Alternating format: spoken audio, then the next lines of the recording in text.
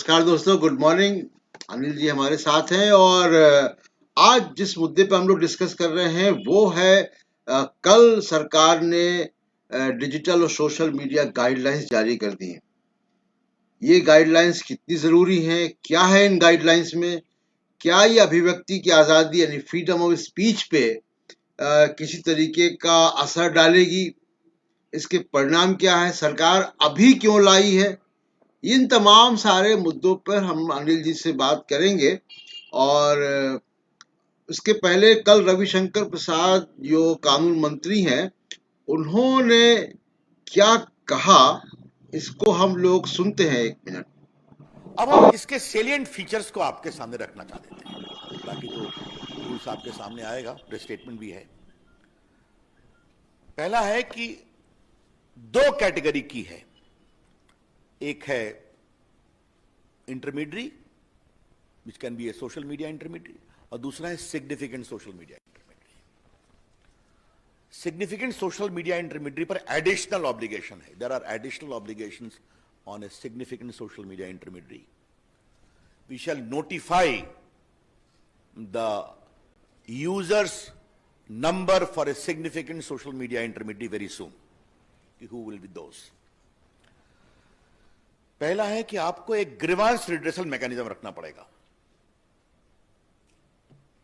और इस grievance officer का नाम भी आपको रखना पड़ेगा, who shall register the grievance within 24 hours and disposal in 15 days. That is very clear. Second, if there are complaints against the dignity of users, particularly women, that expose their private parts of individuals, or nudity, or in sexual act, impersonation, etc., you will be required to remove that within 24 hours after a complaint is made. This particular provision is designed to respect the dignity of the women of India and anyone else. It's very clear. उसके बाद मैंने बता दिया आपको कि 2 प्रकार के social media होंगे। तो जो सिग्निफिकेंट सोशल मीडिया होगा उनको 3 काम करना पड़ेगा। पहला, you will have to have a chief compliance officer resident in India, responsible for ensuring compliance of the acts and the rules. Second, a nodal contact person resident in India for having 24/7 coordination with the law enforcement agencies. तो पहला हो गया chief compliance officer, दूसरा हो गया nodal contact person, तीसरा है appoint a resident grievance officer who shall perform the grievance redressal mechanism as I indicated. तो अनिल जी, ये कल सोशल मीडिया गाइडलाइंस आ गई और ये गाइडलाइंस अभी हम लोग डिटेल में बात करेंगे, लेकिन आपने अखबारों में पढ़ा होगा, कल सुना भी होगा, और उसका बैकग्राउंड ये है कि ये जब कुछ दिन पहले सरकार ने ट्विटर को कहा कि 250 अकाउंट बंद करो जो किसान आंदोलन से जुड़े हुए हैं, और उसके बाद से सरकार ने दोबारा कुछ अकाउंट बंद करने को कहे। ट्विटर ने कुछ बंद किए, कुछ नहीं बंद किए। तो सरकार ने इस बैकग्राउंड में ये किसान आंदोलन में आया है। एक बात हम लोग आगे चर्चा करेंगे कि ये और क्या इसके फैक्टर्स हैं, लेकिन पहली नजर में आप इसको कैसे देख रहे हैं?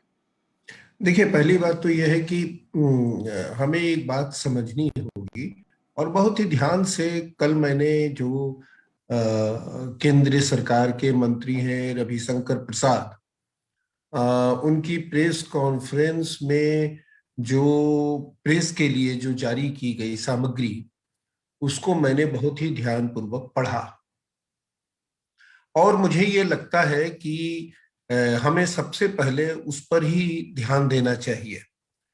और वो ध्यान ये देना चाहिए कि जब इस प्रेस रिलीज को जब मैं पढ़ रहा था, तो उसमें प्रेस रिलीज में एक बहुत ही खास आपको बात दिखाई देती है, और वो ये दिखाई देती है कि इस में जो गाइडलाइंस है, इसको लाने के औचित्य क्या है, ये सरकार ने खुद ही बताया है।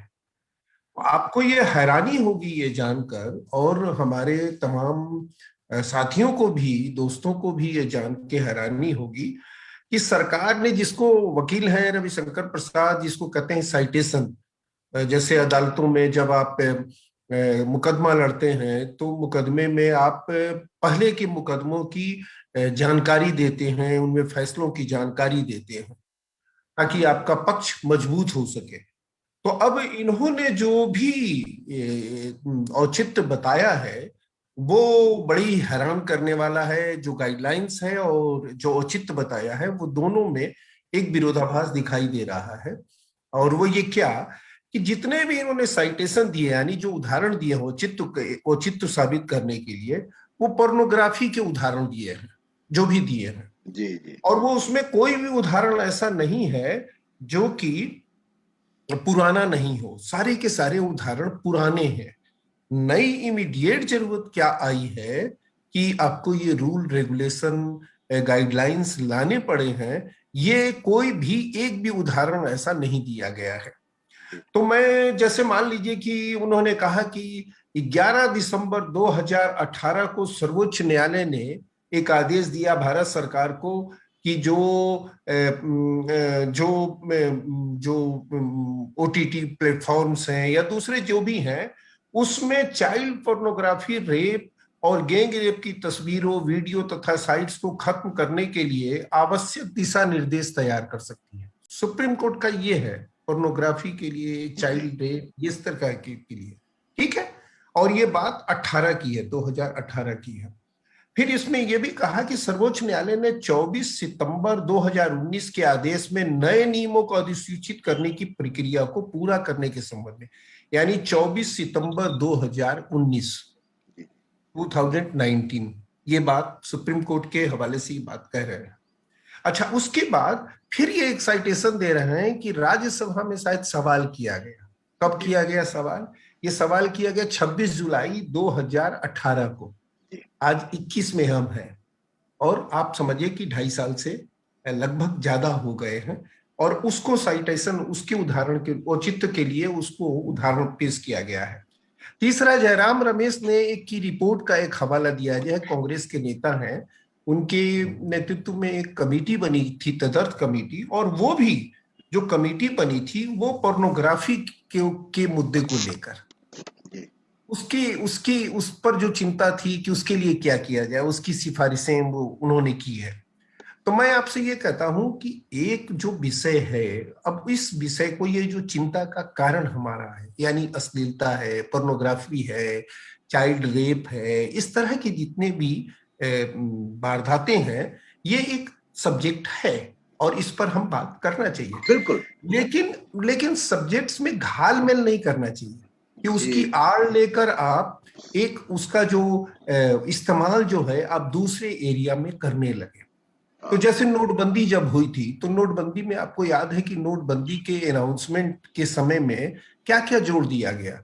नोटबंदी से साहब जाली नोट खत्म होंगे, साहब उससे जो है भ्रष्टाचार खत्म होगा, उससे जो है काला धन खत्म होगा, उससे आतंकवाद खत्म होगा। यानी कि आप सोचिए कि आप एक विषय में कितने विषयों को आप घालमेल करते हैं, घालमेल कर देते हैं। ये जो पूरी सरकार की जो ये डिजाइनिंग है, ये इस रूल रेगुलेशन पर प्रश्न करने का और उस पर बातचीत करने का एक औचित्य खड़ा करती है। हम लोग इसमें अभिव्यक्ति की या विचारों की आजादी का भी पक्ष देखेंगे और दूसरे उसके सरकार के राजनीतिक पक्ष भी देखेंगे। एक मिनट हम अपने मित्रों को ये गाइडलाइन के जो मेन फीचर हैं, जिन्होंने अखबार या उसमें टेलीविजन में या अपने सोशल मीडिया पर नहीं देखा, उनके लिए मैं ये, तो एक तो इसमें कि सोशल मीडिया कंपनी को हर महीने कंप्लायंस रिपोर्ट जारी करनी पड़ेगी, बिल्कुल। और उन्होंने नए क्या कदम उठाए हैं। कंपनी को अपनी वेबसाइट और मोबाइल ऐप पे भारत में मौजूद एक कॉन्टैक्ट एड्रेस भी बताना होगा नोडल ऑफिसर का। ये सब बातें ठीक हैं, ये तो बातें ठीक हैं, लेकिन अब डिजिटल मीडिया के जो पब्लिशर्स हैं या प्रेस काउंसिल ऑफ इंडिया जैसा एक उनको एक नोडल बॉडी डिजिटल मीडिया को बनानी पड़ेगी, जैसे कि प्रेस काउंसिल ऑफ इंडिया है, एडिटर्स गिल्ड ऑफ इंडिया है, ये भी ठीक है कि अगर उनके बीच में रेगुलेशन का एक हो, और पूरी दुनिया में इस तरीके के कानून हैं, इस तरीके की पॉलिसीज हैं। दिक्कत कब आएगी? जब इसमें सरकार का हस्तक्षेप होगा। तीसरी जो इनका जो गाइडलाइन का जो इम्पोर्टेंट हिस्से हैं वो कि जो ओटीटी प्लेटफॉर्म है, अमेजन प्राइम है, जैसे नेटफ्लिक्स है, इन पे कंटेंट की उन्होंने 5 कैटेगरी कर दी हैं। उसमें यूए 13+ है, एज कैटेगरीज यूए 16+ है, पेरेंटल लॉकिंग का भी है, और एडल्ट कंटेंट को उनको नोटिफाई करना पड़ेगा।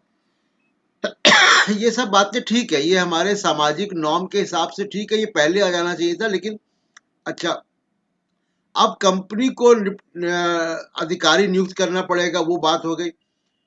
अब इसमें इंपॉर्टेंट बात अनिल जी ये आ रही है जी, हाँ, निगरानी तंत्र वाली बात कि देश की संप्रभुता, सुरक्षा, पब्लिक ऑर्डर, फॉरेन रिलेशंस जैसे रेप जैसे मामलों जिसकी चर्चा आप कर रहे थे, में फर्स्ट ओरिजिन की जानकारी देनी होगी। जानकारी किसको देनी होगी? सरकार को देनी होगी। कोई कमीशन नहीं है, कोई ऐसी कोई बॉडी नहीं है। अब यहाँ पे अनिल जी दिक्कत ये आती है कि अभी हमने देखा कि आपने इसी नेशनल सिक्योरिटी का एक हवाला देकर एक 22 साल की लड़की को दिल्ली पुलिस गिरफ्तार कर लेती है जाके टूल किट के मामले में, और अदालत उसको जमानत देती है। कुछ दिन बाद वो जेल में रहती है, उसके बाद अदालत उसको बेल देती है, और जज का फैसला ये कि सरकार की आलोचना देशद्रोह नहीं है। और बहुत क्लियर 18 पेज का उनका जजमेंट है, बहुत मैच्योर जजमेंट है। इस पे हम ऑलरेडी चर्चा कर चुके हैं प्रभात के साथ, तो ये हम देख चुके हैं। ठीक है, दिशा जेल में चली गई, इनोसेंट लड़की, उसको जमानत मिल गई, सरकार की मंशा साफ हो गई एक, और दूसरे की हजारों लाखों दिशा जैसी युवा लड़के लड़कियां अब सोशल मीडिया पे या कोई गूगल डॉक्यूमेंट पे कुछ भी लिखने में डरेंगे नहीं। उसमें आपको और भी एक बात बताएं, जो आप मैकेनिज्म डेवलप करने की, सेल्फ रेगुलेशन ठीक है, सेल्फ रेगुलेशन की बॉडी टेलीविजन चैनल भी बनाए हुए हैं, और प्रेस काउंसिल ऑफ इंडिया भी हमारे यहाँ है।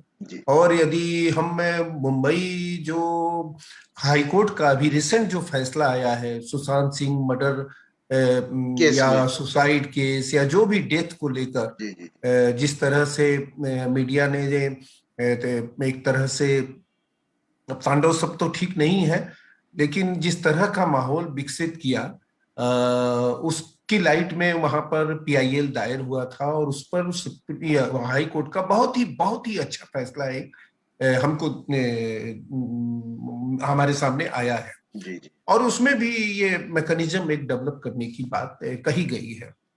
लेकिन इसमें जो आप कह रहे हैं, उसमें एक जो इम्पोर्टेंट बात है और जो सबसे ज्यादा महत्वपूर्ण है, वो कि देखिए, आप सेल्फ रेगुलेशन बॉडी तो मीडिया कंपनियां अपना बनाएंगी, लेकिन आखिरकार क्या है कि आईएंडबी मिनिस्ट्री यानी भारत सरकार एक निगरानी तंत्र अपना बनाएगी जी। ये समझिए आप, ये सबसे ज्यादा इंपॉर्टेंट बात है। और वो जो तंत्र है वो निगरानी करेगी, न केवल निगरानी करेगी बल्कि जो सेल्फ रेगुलेशन के जो एथिक्स कोड होंगे और जो एक चार्टर होगा उसका पब्लिकेशन भी वही करेगी। और ये शिकायतों की सुनवाई के लिए, यानी कि अब शिकायत उसके बाद, यानी सेल्फ रेगुलेटरी जो बॉडी आप बनाएंगे उसके बाद शिकायतों की सुनवाई के लिए एक मिनिस्ट्रियल एक कमेटी भी बनाई जाएगी। तो आप ये समझ सकते हैं, ये नहीं है कि सेल्फ रेगुलेशन के लिए ये नहीं है। सेल्फ रेगुलेशन की बात करके हम आखिरकार जो एक मैकेनिज्म डेवलप कर रहे हैं, वो मैकेनिज्म गवर्नमेंट के नियंत्रण में होगा। और गवर्नमेंट के नियंत्रण में जब होगा, आप सोचिए कि हमारे देश में इस सोशल मीडिया के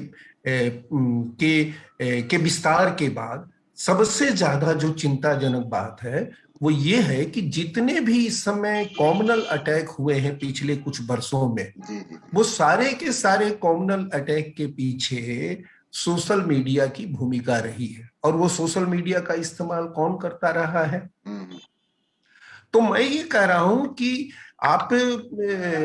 आपने इस पूरी गाइडलाइंस में कहीं भी सांप्रदायिकता पर चिंता जाहिर नहीं की। हम्म, सांप्रदायिक जो हमले होते हैं, जो घटनाएं होती हैं, जी जी जी। उस पर आपने कोई भी चिंता जाहिर नहीं हाँ, की। पूरा जबकि दिन भर, सबसे ज्यादा, यानी कल भी, अभी भी सुबह आप सोशल मीडिया पे जाएंगे तो नफरत पूरा आईटी सेल लगा हुआ है, और उस पे वो लोग जो है वो कोई लगाम नहीं है।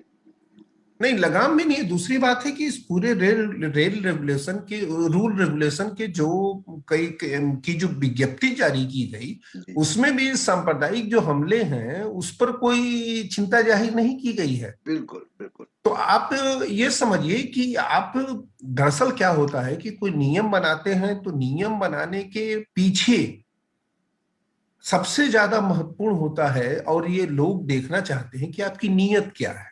बिल्कुल। नियम के पीछे नीयत क्या है। समय, और समय नियम क्या को है, आप, समय क्या हाँ, है, समय समय। समय क्या है, समय क्या है। और नियत ही सबसे महत्वपूर्ण होती है, वही एक दृष्टि देती है, वही शंका प्रकट करती है, वही भरोसा देती है।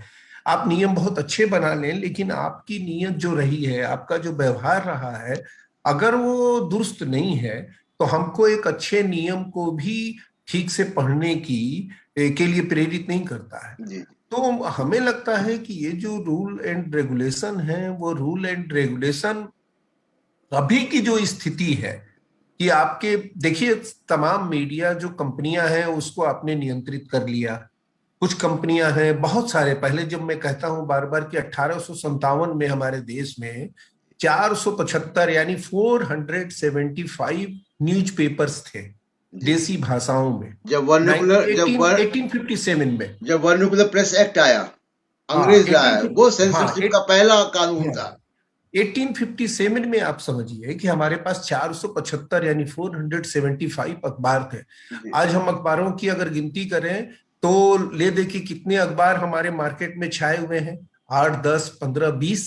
तो हाँ, सरकार की सब, किसी को भी सुविधा होती है इन 20 अखबारों को और 10 चैनलों को के साथ कोई भी आप, बिल्कुल। जहाँ कानून बनने चाहिए वहाँ कानून नहीं बनते हैं। और उसका एक छोटा सा मिसाल मैं नहीं, आपको, जैसे जिसकी मैं आप कह रहा हूं कि क्रॉस, नहीं नहीं, ओनरशिप पे क्रॉस आप मीडिया ओनरशिप पे पर आज तक आपने नहीं बोला। बात नहीं की, बिल्कुल। ये राज्यसभा में नहीं, लोकसभा में नहीं, पिछले कई वर्षों से इस तो पे चिंता जाहिर की जाती पासवान रही है। कमेटी की रिपोर्ट है, पवार कमेटी की रिपोर्ट है, कई कमेटियों की रिपोर्ट आपके पास है।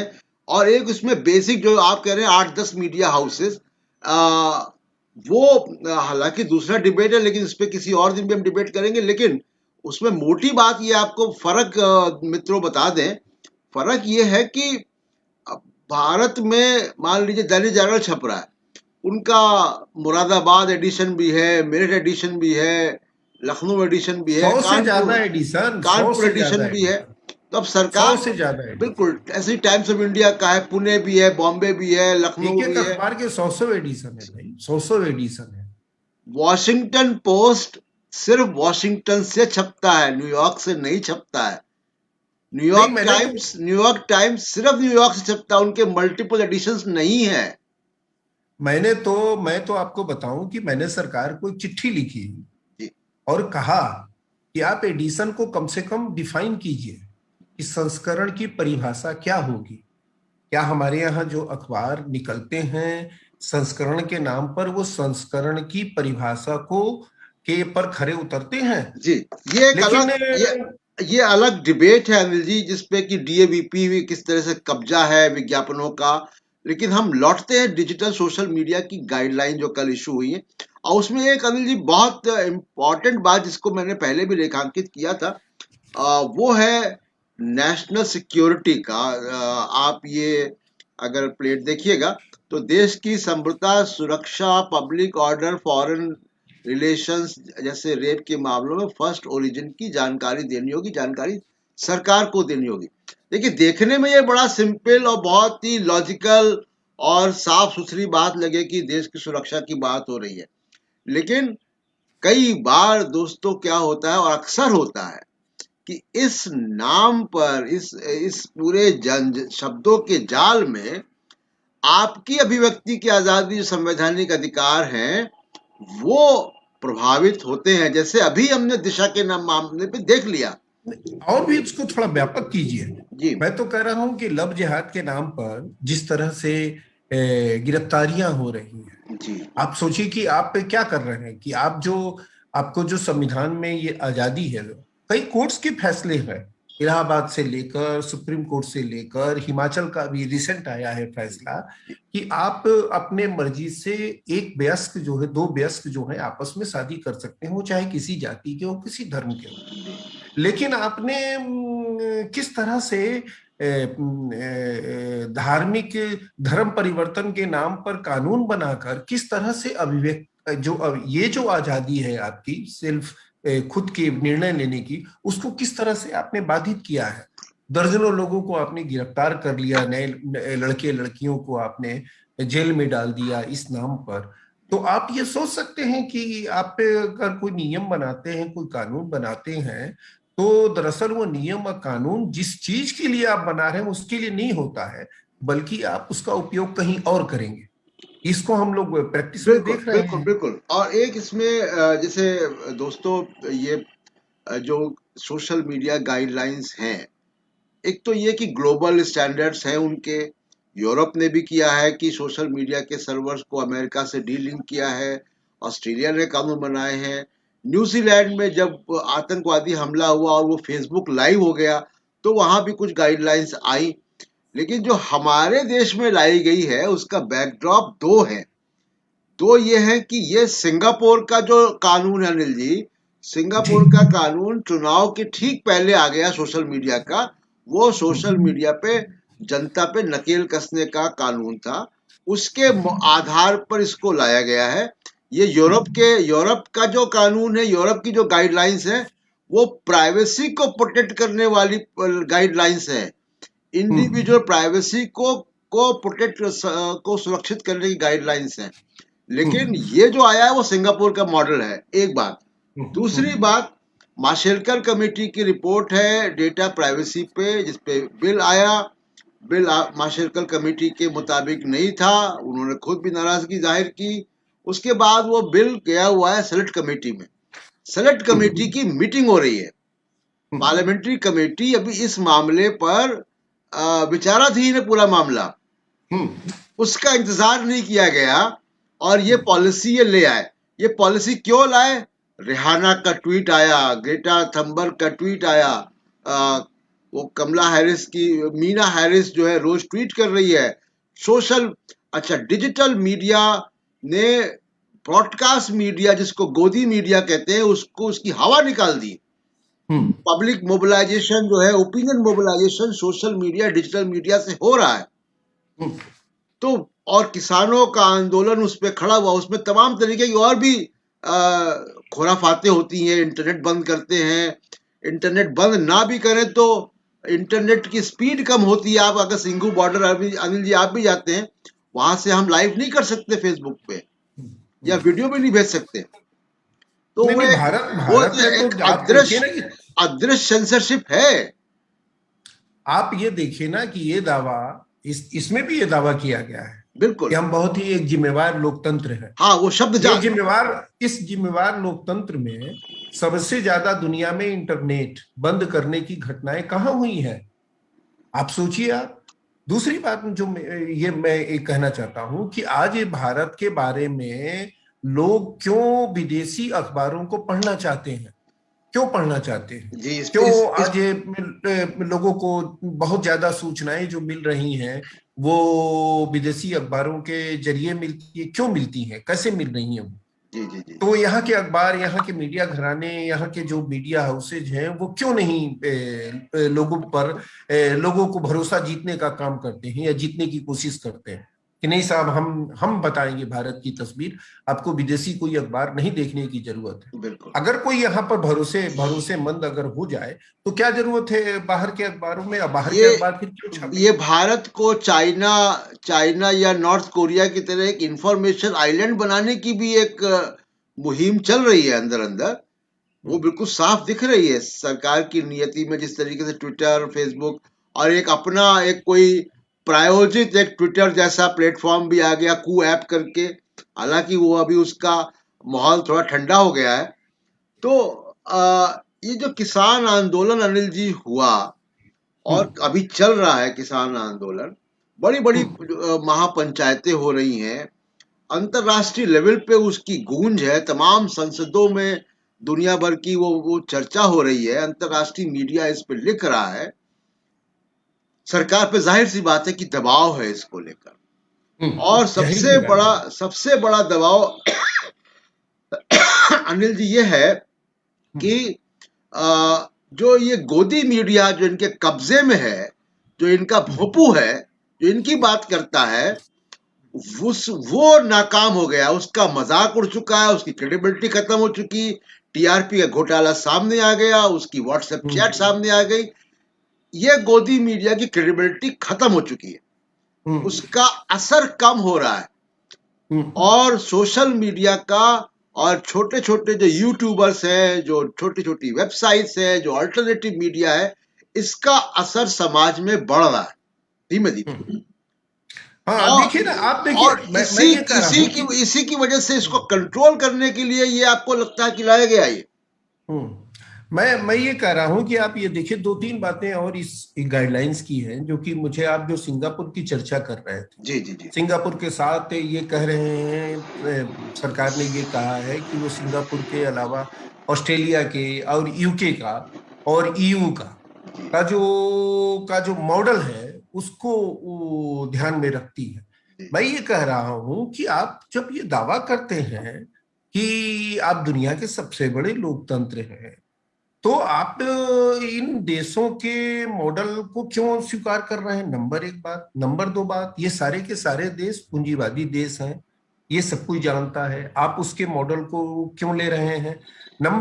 तीसरी बात यह है कि जो आपने और क्या कहा है इसमें, आप उस लाइन को, महत्वपूर्ण लाइन है, मुझे लगता है कि इससे और बात बहुत क्लियर होगी। एक जगह वो कहते हैं विज्ञप्ति में, चूंकि मामला डिजिटल प्लेटफॉर्मों से संबंधित है, इसीलिए सावधानी से फैसला लिया गया है कि डिजिटल मीडिया और ओटीटी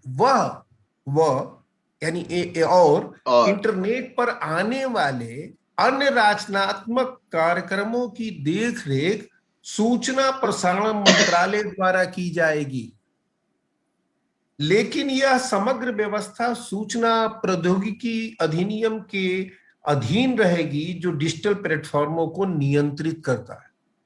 ये मैं अपनी बात नहीं कह रहा हूं, मैं ये कह रहा हूं कि पूरे जो बताई गई है बातें बिटवीन द लाइंस, यानी कि जो पंक्तियां हमारे सामने आज हैं, जो लाइंस हमारे सामने हैं, अगर उनके बीच की जो भाषा है, उसके बीच में जो खाली जगह है और उसमें जो लिखा गया है, अगर उसको पढ़ने की आप कोशिश करेंगे, तो मुझे लगता है कि केवल ये नियंत्रण करने का ही मामला है, बिल्कुल, ये आजादी को विस्तार देने का मामला नहीं है, ये नियंत्रण करने का ही मामला है। एक आखिरी बात अनिल जी रेखांकित करूंगा और उसमें आपकी भी राय जानूंगा कि ये तो एक तो सोशल मीडिया पे जो करंट अफेयर्स है, न्यूज कंटेंट है, या सरकार की नीतियों पे जो लोग अपनी बात करते हैं, या सामाजिक किसी भी ट्रेंड पे, चाहे जैसे लव जिहाद की आपने बात की, तमाम तरीके की बात, सांप्रदायिकता की बात की, और सांप्रदायिकता को लेकर एक बहुत पावरफुल ऑल्टरनेटिव कंटेंट,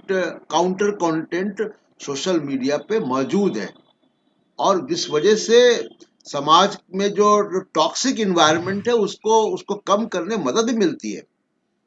लेकिन एक और जो दूसरा आयाम है जिसमें आया, जिसमें कि न्यूडिटी और इन सब चीजों को भी एक बिना परिभाषित किए उसको रख दिया गया बड़ा वेग टर्म के साथ।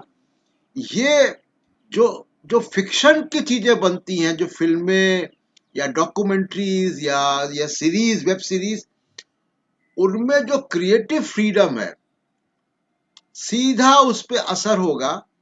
देखिए, ये जो फिक्शन में चीजें बन रही हैं, जो नॉन न्यूज कंटेंट है, ये आगे के आइडियाज पे, समाज की तमाम सारी चीजों में बहुत बेबाकी से, क्रिएटिव ढंग से उसको रखता है, और जब ठीक। तक हम आगे के आइडियाज पे बात नहीं करेंगे, उस पे कंटेंट नहीं क्रिएट होगा, तो समाज आगे नहीं बढ़ेगा, हमारा लोकतंत्र मजबूत नहीं होगा।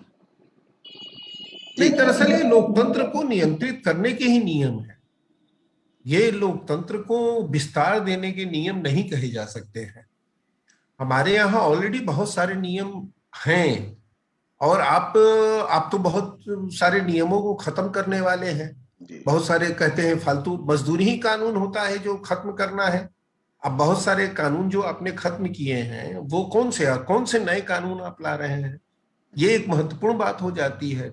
जो नियम आप बना रहे हैं अभी, वो मुझे इसमें कोई शक नहीं है कि अभी देश में देखिए जिस तरह से हमारे देश में अभिव्यक्ति को आजादी व्यक्ति की आजादी को नियंत्रित करने की तमाम तरह की कोशिशें लगातार होती रही हैं। और अभी सबसे ज्यादा चैलेंज जो मिल रहा है, वो लोग जितने तैयार हुए हैं बोलने के लिए और बोल रहे हैं विभिन्न तरह के प्लेटफॉर्मों से, उन पर कोई नियंत्रण नहीं है अभी। अब उसको नियंत्रण करना है, और बस यही मुख्य बात है, मुझे यही लगता है। यही यही मंशा है। और इसी के साथ आज का मित्रों ये चर्चा हम यहीं पे समाप्त करते हैं। और चलते चलते आपको वो प्लेट्स जिसमें ये गाइडलाइंस के सिनॉप्सिस है, ये मैं दिखा दूंगा। और अनिल जी, कल ऐसे ही किसी मीडिया के स्पिन पे हम लोग जरूरी विषय पे बात करेंगे। और जो बात आपने कही कि इंटरनेशनल मीडिया में भारत की छवि या भारत के बारे में जो छपता है, ये एक जरूरी विषय है मित्रों। और इस पे अगले 2-3 दिन के अंदर हम लोग तैयारी के साथ कि कहाँ क्या, न्यूयॉर्क टाइम्स क्या लिख रहा है, वॉशिंगटन पोस्ट क्या लिख रहा है, उसका भारत पे क्या असर होता है, इस पे हम लोग डिटेल में चर्चा करेंगे। और बहुत बहुत धन्यवाद। और जाते जाते इस गाइडलाइन को देखते जाइएगा। Thank you. धन्यवाद।